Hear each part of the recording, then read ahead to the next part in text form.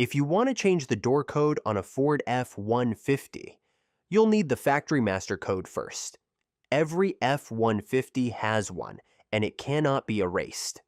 Start by finding the factory code. It's usually on a card in the owner's manual, or on a sticker behind the glove box, under the dash, or behind the fuse panel. Some newer models also show it in the vehicle settings if you have access to the infotainment system. Once you have the factory code, go to the keypad on the driver door. Enter the factory code completely. The door locks should unlock to confirm it worked.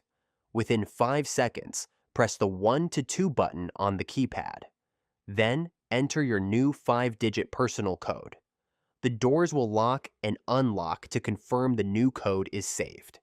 You can add additional personal codes by repeating the process and pressing a different keypad button, like 3 to 4 or 5 to 6, before entering the new code.